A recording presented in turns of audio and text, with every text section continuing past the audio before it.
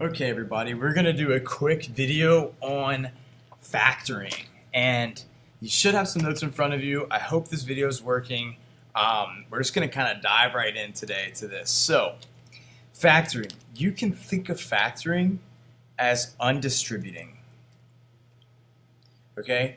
And so when we undistribute, we're trying to find common factors that each term shares. So in other words, we're trying to figure out what each of these binomials or polynomials have been multiplied by to get to where they are.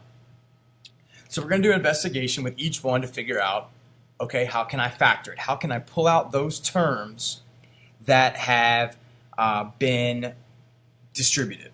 So as I look at this first one, 12a squared and 16a, the first thing I need to think about is what does 12 and 16 share? What do those numbers share? And they each share a 4. And so when I pull a 4 out of this, it's kind of like I'm dividing. It's like I'm dividing. So when I pull a 4 out of 12, I'm going to be left with 3. And when I pull a 4 out of 16, I'm going to be left with 4. The next thing we're going to do is look at our variables and see, is there anything that I can pull out of here that has a variable? And each of these shares one a, right? A squared means a times a. And 16 times a, that's just 1a. So each of these shared 1a, so I can pull an a out of here. Since I pulled one of these a's out, I'm going to be left with an a by this 12. And since I pulled this a out, it's just gone. So I'm left with that in parentheses. We can always go back and double check just to make sure by redistributing. So we can do 4 times 3a, which is 12a squared. And then I can do 4a times 4, which is 16a. So I should be able to redistribute back to what I started with so that I know that this is correct.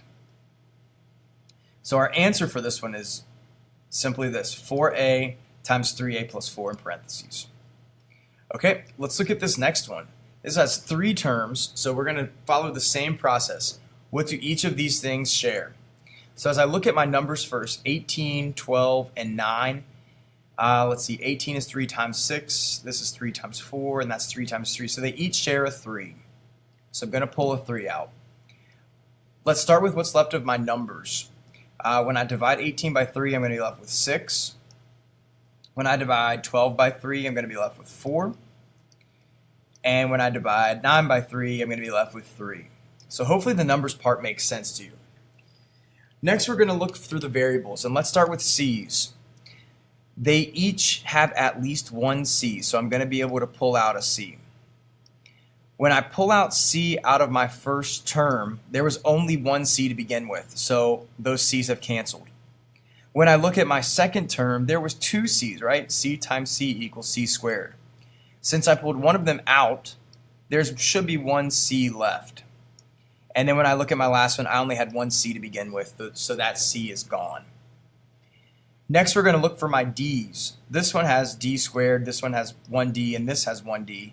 So I can pull at least 1d out of each term.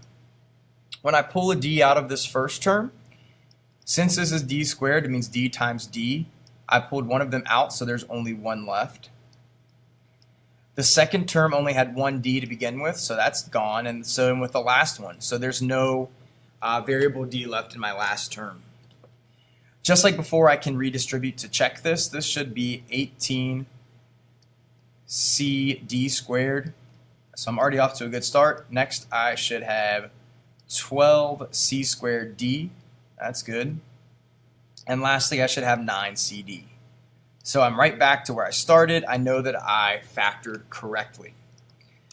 All right, moving right along. Let's check out this next one. So we've got 5 and 30, and I'm looking for what they share. They each share a common factor of 5. When I pull a 5 out of this term, I have no more numbers, just a 1. And then when I pull a 5 out of 30, I'm going to be left with 6. Now if we look, this has an x and this has a y, so they share no common variables. So I'm just left with that. All I can pull out is 5. This last one here, we are going to look at, I need to pull out numbers first, 15 and 30. They each share a 15. So that's nice. I can pull 15. That was a terrible 5. Sorry. All right, so after I pull out 15, let's see what is left in terms of my numbers. 15 divided by 15 is 1, and 30 divided by 15 is 2. So I should be left with numbers 1 and 2 on the inside. Next, I have an a squared and an a, so they each share one a. All right, I got to see what's left. A squared, I pulled out one of the a's, so I still have an a left here. And here I pulled out the only a it had, so it's gone. Next, I have a y with each term, so I can pull out a y. As I look here, I already pulled out one y, so there are no more left to factor. And I pulled out one y here, so there are no more of those left to factor. So that is my answer. Hopefully that made sense. I want you to pause the video and try the next 4 problems on your own. Okay, so after pausing, I went ahead and put up these answers. Hopefully check each one of yours. If yours agree, I'm going to have you go ahead and fast forward a little bit through the video. If they don't, I'm going to really briefly talk you through each step. So as you look at this first one here, the only thing they shared was an A, right? I should drag this down more. The only thing these shared was an A. We pulled out an A, I'm left with just 1. I took one of the A's away. I did nothing with the B, so I'm left with A, B squared. And here again, I took one of the A's out, so I have A squared and B cubed. I cannot factor out a B because there is no B in my first term. The second term, each of these numbers shared the number 5, so I was able to pull out a 5, consequently dividing each of these numbers by 5. So I was left with 3 and 6 and 1. Next, I need to look at my variables and see they all shared an x. Each one had at least one x that I could pull out. Once I pulled out an x out of this first term, I was left with just one x. When I pulled out an x out of this middle term, I'm left with no more x's, and same with the last term, there are no more x's. I was not able to factor out a y because this term has a y and this term has a y, but this last one does not. So the y variable is left unchanged. In the third example, I could factor out a 3 out of each piece. So when you divide by 3, you're left with 1, 3, and 12. Next, I'm able to factor out 1p because each one of these terms shares 1p. When I factor out a p out of p cubed, I'm left with p squared. And factoring out p out of terms 2 and 3 completely take p out of the picture. When I look at q, they each also shared one q, so I was able to factor out a q out of each term. Lastly, what happens here, pq is gone, it's just left with 12. There was still one q left here and no q's left in my first term. The last problem had you factoring things with 2 different variables, but they each shared a common factor of 4. Once you divide 16 by 4, you're left with 4, and you could write a 1 beside this b, but it's not necessary. A and b are different variables, so I'm unable to factor there. Okay, now we're into, we're looking at factoring some more, but now what we're doing is we're looking at things if there are no common factors. You're going to group things. It's called grouping. You can group terms into pairs of binomials. Can I spell? Oh, that was right. You can group terms into pairs of binomials so they share something in common. Okay, you can phrase that however you want to phrase it, but let me show you what I mean by that. So as we look at this first set of terms, it doesn't look like I can divide anything by the same amount, and I can't pull an A or B out of anything. But what I can do is I can break them into terms, or into groups. So let's start with just the first grouping in the order that they are. And by grouping, I mean putting them in parentheses. When you put these in parentheses, you're going to want to look for them to share a common number. Or if you can't find a number that they share, then the second option would be to find a common variable that they share. What we're going to do now is look at this first group and say, well, what can I factor out of this first group? I can factor out a 4, and I can factor out a b. What's going to be left inside these parentheses? 4 is gone. I'm left with an a. The b is gone. Plus 2. Right? Because we divide 8 by 4. The b is on the outside, so I'm done there. Now I'm going to do the same thing here. And I'm going to ask myself, well, what can I pull out of 3a plus 6? I can pull out a 3. When I do that, the 3 divided by 3 is 1. I'm left with a plus 6 divided by 3, which is 2. The effect grouping should have is that this term in parentheses and this term in parentheses should be the exact same. So then what I'm going to do is rewrite this as, oh my lord, that's a terrible parentheses. We're going to rewrite this as a plus 2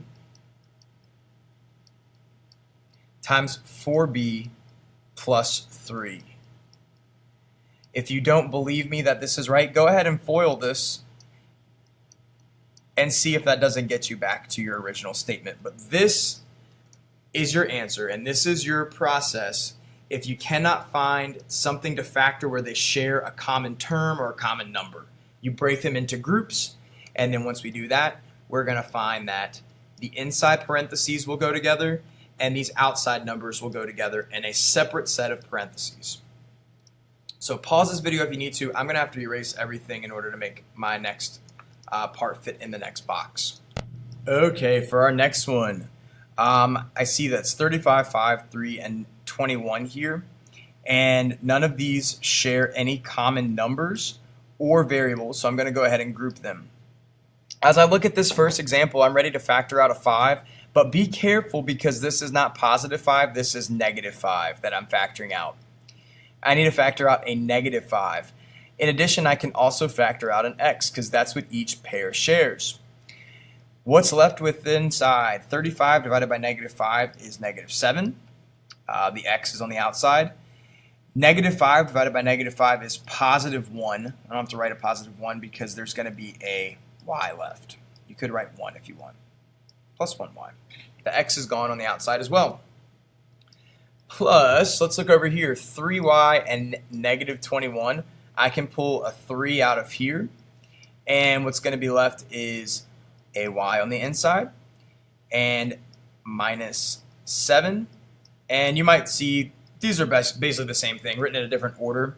So as I write my answer, I'm going to tend to say that the variable needs to come first, but if you want to say negative 7 plus y is better for you, then by all means do so. On the other hand, we've got negative 5x plus 3. This is my answer. If you don't believe me, FOIL it back out and see what you get. At this point, I'm going to have you pause and try these last two examples by factoring by grouping. Go ahead and pause it now. Okay, so this might have gotten cut off. I hope you paused and tried these last two by yourself.